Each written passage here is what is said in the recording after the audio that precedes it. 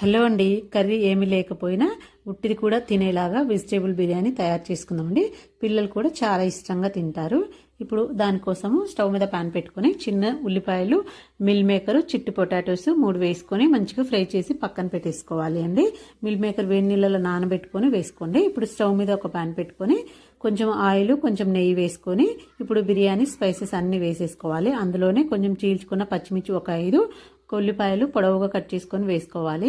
అవి వేసుకొని ఫ్రై అయిన తర్వాత ఒక టేబుల్ స్పూన్ అల్లం వెల్లుల్లి పేస్ట్, ఒక క్యారెట్, ఒక 2 టమోటాలు వేసుకొని ఇవి కూడా మగ్గేంత వరకు ఫ్రై చేసుకున్న తర్వాత అందులో కొన్ని పచ్చి బఠానీలు, మనం ముందుగా ఫ్రై చేసి పెట్టుకున్న ఆలు, ఉల్లిపాయలు, మిల్ మేకర్ వేసుకొని అందులోనే కొత్తిమీర, పుదీనా సన్నగా కట్ చేసుకొని వేసుకొని బాగా ఫ్రై చేసుకోవాలండి. ఇప్పుడు అందులోకి తగినంత ఉప్పు, ఇది వచ్చేసి గరం మసాలా, ఎండు కొబ్బరి, వెల్లుల్లి మిక్సీ పట్టుకున్నానండి. పొడి చేసుకొని మిక్సీ పట్టుకొని అది వేసేసుకొని అందులోనే ఒక చిన్న కప్పు పెరుగు వేసుకొని మరొక 5 నిమిషాల పాటు బాగా ఫ్రై చేసుకోవాలి. ఇప్పుడు ముందుగానే కడిగి పెట్టుకున్న రైస్ వేసేసుకొని 1 నిమిషం పాటు ఫ్రై చేసుకున్న తర్వాత మనం బాస్మతి రైస్కి 1 గ్లాస్ రైస్ తీసుకుంటే 1.5 గ్లాస్ వాటర్ వేసుకోవాలండి. మీరు ఎన్ని గ్లాసులు తీసుకుంటే దాన్ని బట్టి వేసుకొని ఇప్పుడు వాటర్ వేసుకున్న తర్వాత ఉప్పు అడ్జస్ట్ చేసేసుకొని మూత పెట్టేసుకొని ఒక 10 నిమిషాలు పెద్ద మంట ఉడికించుకొని వాటర్ అన్ని అయిపోయిన తర్వాత మంట సిమ్లో పెట్టుకొని అప్పుడు పైన కొంచెం నెయ్యి వేసుకొని ఆ తర్వాత మూత పెట్టేసుకొని ఒక 10 నిమిషాలు చిన్న మంట మీద మగ్గించుకున్నామంటే మనకు వెజిటేబుల్ బిర్యానీ రెడీ అయిపోయిద్దండి. చాలా బాగుంటుంది. కూర కూడా అవసరం